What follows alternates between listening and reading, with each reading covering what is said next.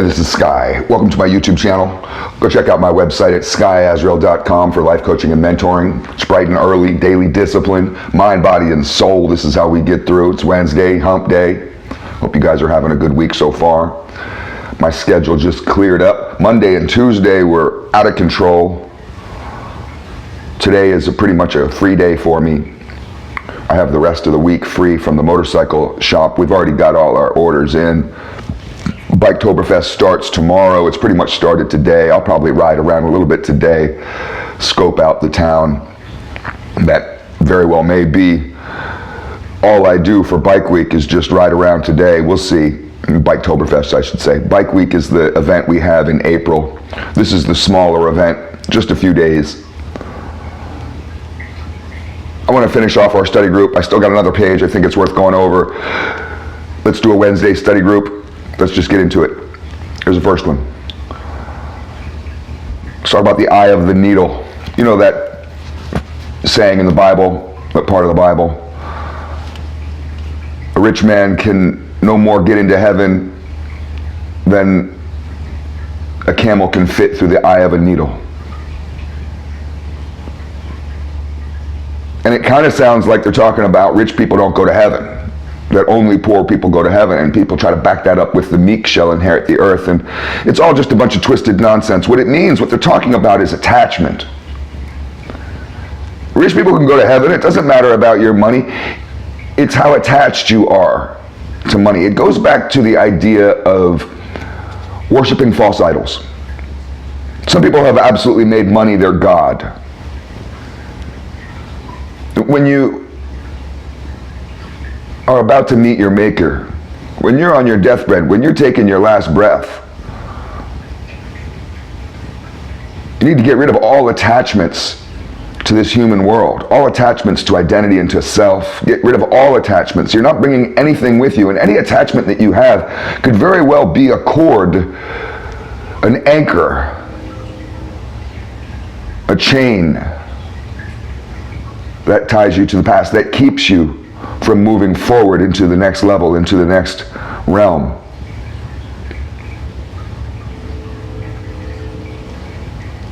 But it's interesting to me when we talk about this idea of wealth, how some people are really anti-rich people. Now, I grew up poor. I was born homeless. I grew up in the ghetto. I lived in the ghetto until my mid-30s. People think when I talk about my past that I'm talking about something when I was 12 years old or 14. Sure, it was that too, but it was also when I was 34. And I honestly don't remember running into too many people that hated, despised rich people. No, people in the ghetto, they worship wealth. They worship the wealthy. All they want is wealth. It was when I started to go to college later in life. I went to university in my 30s. That was when I got my opportunity. Maybe you got your opportunity at 18. I was homeless at 18. And I noticed at schools, because I bopped around to different schools in Los Angeles. I went to UCLA for a semester, couldn't afford it. And it was interesting up there because it's full of wealthy people. There's no poor people that go to UCLA. It's only wealthy people. And many of them, especially young women, many of them despise with a deep-seated, burning hatred towards anyone with wealth. And these are people, they're children of wealthy parents. They grew up wealthy, at least in my perspective. None of them were from my neighborhood. And isn't it interesting how the children of the wealthy despise wealth? And they join these little communist groups. They join little terror groups like Black Bloc and part of the 1%, and these people that go and attack the World Trade Organization meetings whenever they happen, and they want to tear down society. This is partially what Antifa is all about. this notion of communist utopia. Every single one of these little liberal educated elites have this idea of communist utopia, and that means through a postmodernist battle that we have to tear all of society down. And really, it's a hatred for wealth. Let's move on to the next one. You have to choose to be happy. Today is always the best day of your life. That sounds like some motivational crap. I'm going to say today's the best day of my life. If you don't have that attitude, today is all that matters. Today's the only day that exists. Right now, right here is all that matters, and I choose. Which means that you get to pick your direction. The world isn't going to spin you around and force you to go where it wants to go. You get to choose that I'm going to be happy. That's a direction. Happiness is a direction. It's a course of action. If you don't literally choose to be happy, your body, your mind,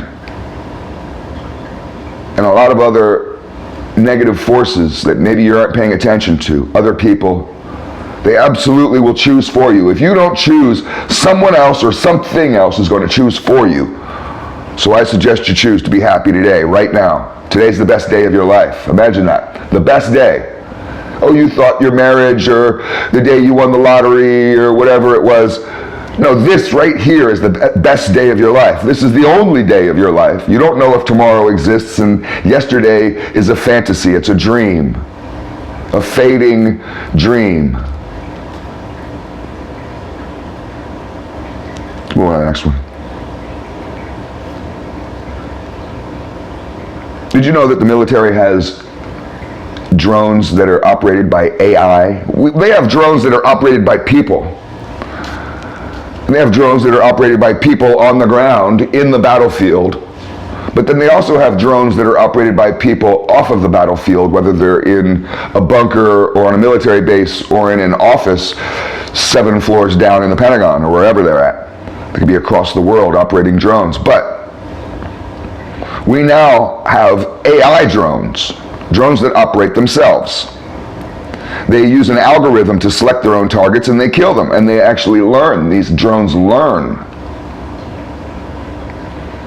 If you don't find that to be terrifying, you're not paying attention to this AI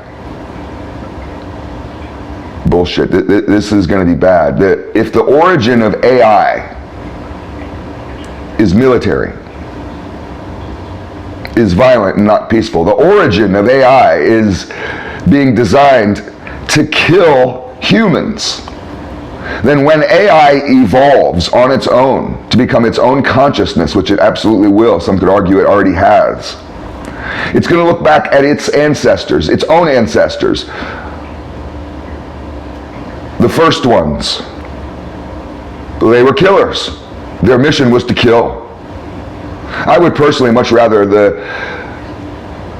Terminator robots to be looking back on their own history, their own ancestry, as people, robots that were created to help instead of created to kill.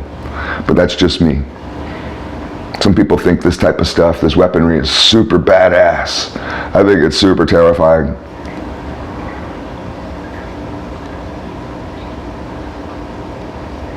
You know, I have to address this. It's really gotten out of control. If you think everything is a conspiracy, you're a weakling. I'm serious about this. There's some people out there that they really, truly are so cynical and so lost in this world of conspiracy. And they believe that everything is a conspiracy. Every story, every bit of information, everything is a lie, everything is a trick. And the reason why I have noticed that this is a flaw, a problem of weaklings, it's a worldview, an outlook of the weakling, of the weak. Weak little spineless idiots who don't know how to survive on this planet, who are too terrified of survival. They're terrified of other men. They're terrified of dying. And they navigate, like Jordan Peterson talks about, as rabbits from bush to bush.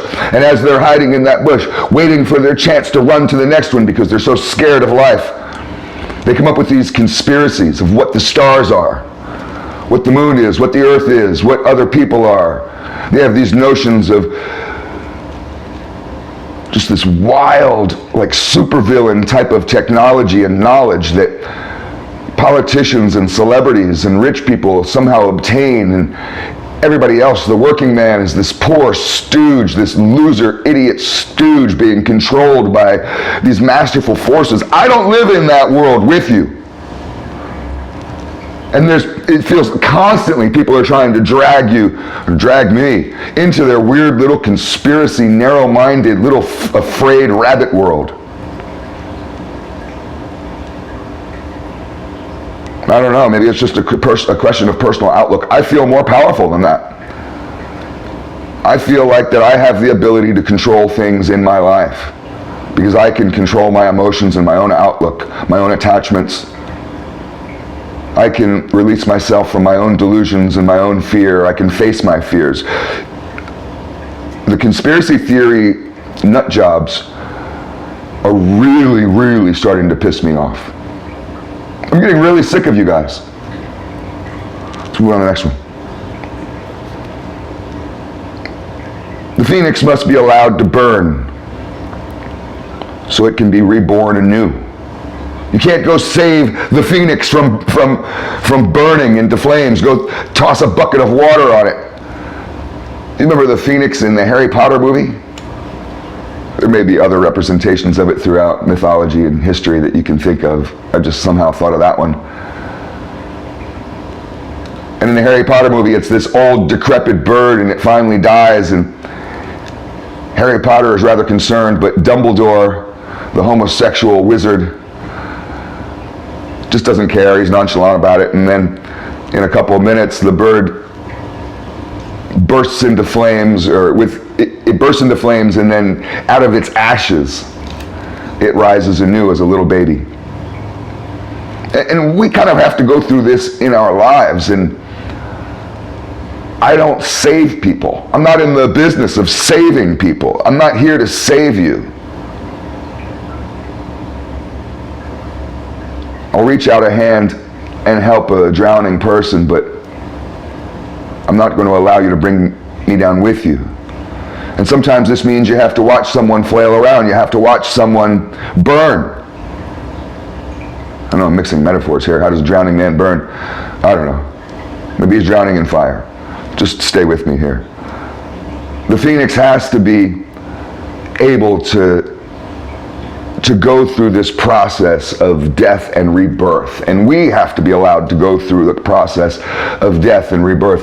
You have been reborn already.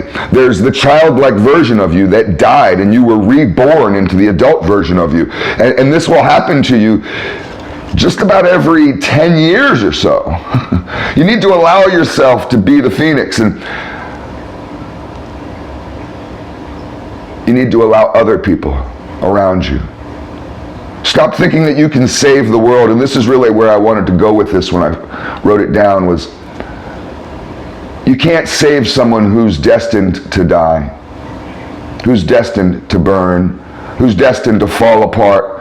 I had to fall apart in order to be able to turn into this person. People ask me, how did I end up the way I am now, so strong? And the answer is, I had to fall apart first. I had to burn like the phoenix. Food for thought. Happy Wednesday.